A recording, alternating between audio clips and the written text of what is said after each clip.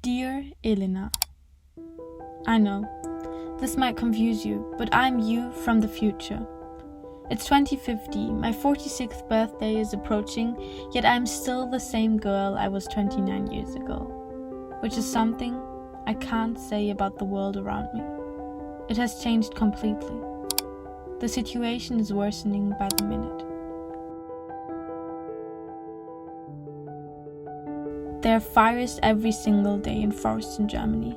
The lungs of the world are being demolished at a rate which is hardly imaginable, and plastic dominates the land in sparsely populated areas.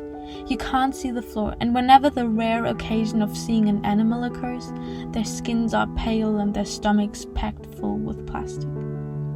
At the same time, sitting in front of our borders and waiting to be let in are millions of refugees. Refugees because of the unbearable and destructive climate in their home countries. Refugees because the air is even hotter, drier and harder to inhale in the countries they escaped. Refugees because we, society as a whole, didn't seem to care enough.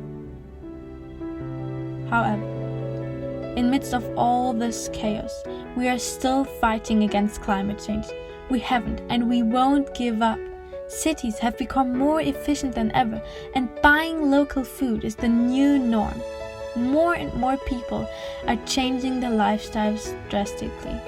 Within the past 29 years, 50% of the population has turned vegan, the fast fashion industry is banned, and most of us live in tiny houses or apartments where the new motto of our well-established communities is sharing is caring.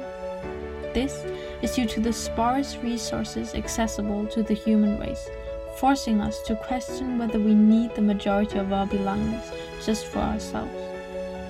Just to use them once a month, a year, or even worse, once every 5 years?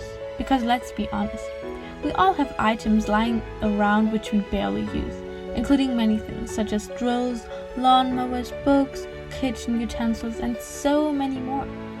Answering these questions, society has settled with a decision to share these utensils among the people, accessible to anyone who needs it. Do you always need the newest of items and designs, regardless of whether they are really necessary? This including technology, clothing, or kitchen items?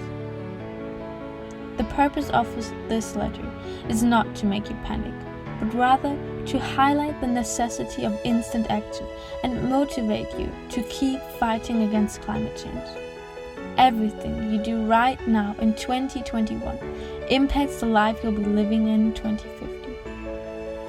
And even if it feels daunting to give up, may this be due to the demotivating politicians or the media, please understand the severity and necessity of your actions.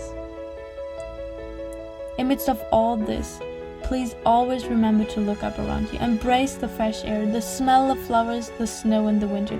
Appreciate the clean beaches, the warm summers, and the trees around you.